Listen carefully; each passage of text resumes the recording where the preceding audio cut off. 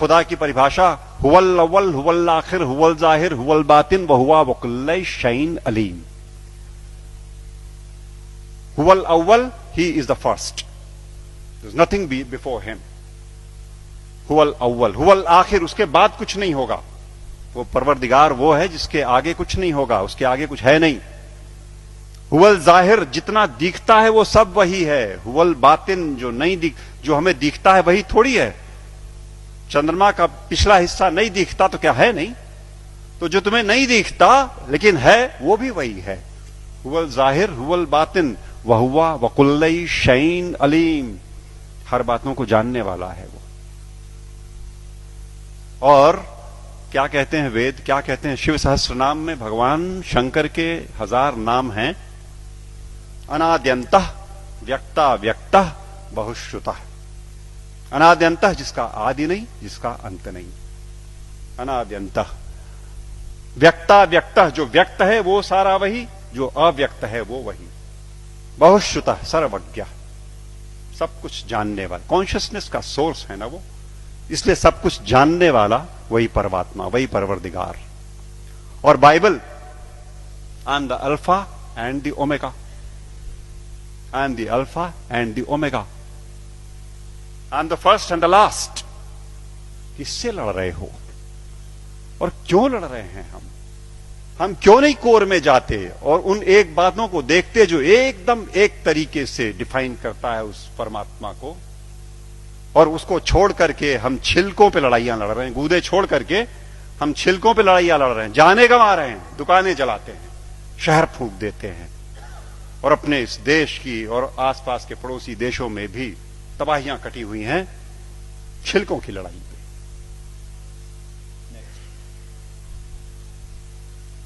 सूफी फकीर कहता है अन अल हक, ट्रांसलेटेड इट मीन्स अहम ब्रह्मास्मि, आई एम द सेम।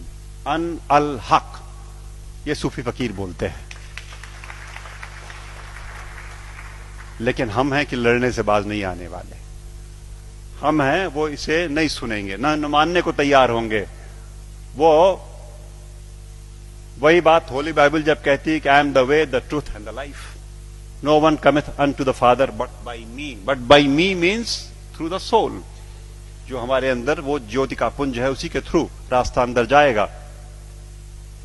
एक बात और, वेद कहते हैं न तस्य प्रतिमा अस्ति यस्य नाम महद्यशः, उसकी परवरदिगार की कोई मूर्ति नहीं बन सकती। वेद कहते हैं। निराकार ब्रह्म को जब परिभाषित करते हैं तो कहते हैं न तस्य प्रतिमा अस्ति यस्य नाम महद्यशः। गुरुजी बैठे हुए हैं, कुछ अगर खोट हो तो टोक देंगे।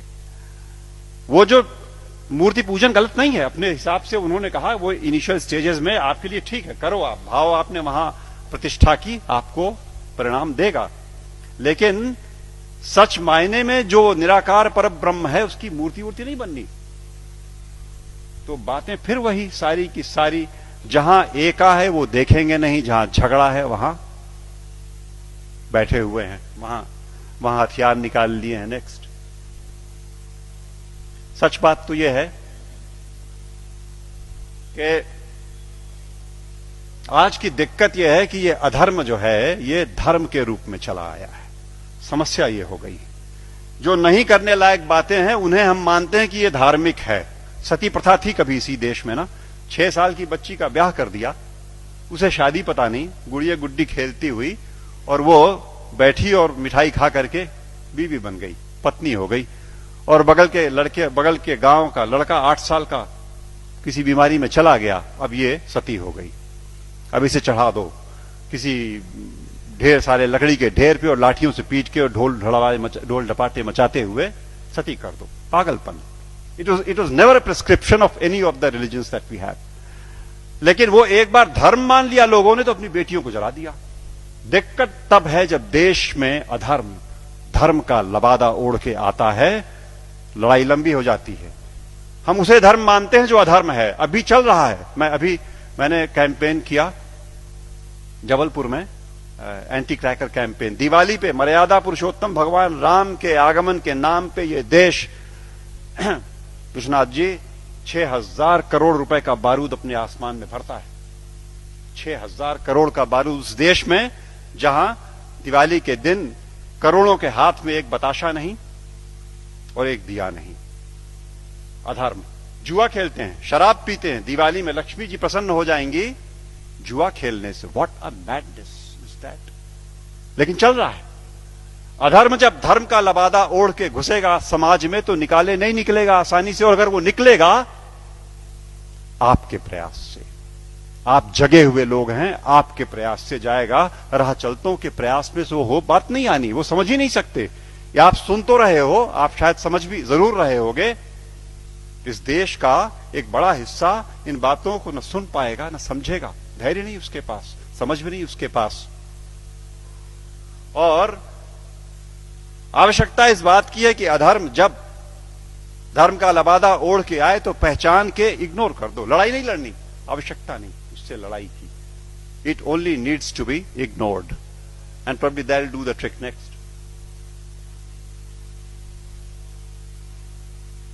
सच बात तो यह है कि हम, जैसा मैं कह रहा था, कि हम छिलकों की लड़ाई में लगे हुए हैं, गूदे की ओर ध्यान नहीं दे रहे। और मेरे घर पे मैं शाम को आसपास के मोहल्ले के गरीब बच्चों को पढ़ाता हूं, थोड़े से। उन्हें रोज एक टॉफी एक बच्चे को देता हूं, उनको इनकरेज करने को कि वो आए। और वो अब जाके थमा है कुछ दिनों पहले, वरना रोज का झगड़ा था। एक टॉफी लाल रैपर में, हरे रैपर में, पर्पल रैपर में। ओ मुझे लाल चाहिए सर, मुझे हरी वाली चाहिए। लड़ने पे आमादा आपस में। और जिसे हरी मिल गई वो उछलता है, अंदर बिल्कुल एक चीज, लेकिन वो रैपरों की लड़ाई में परेशान। हमारा सारा देश आज इस धार्मिक रैपर की लड़ाई में गुथा हुआ।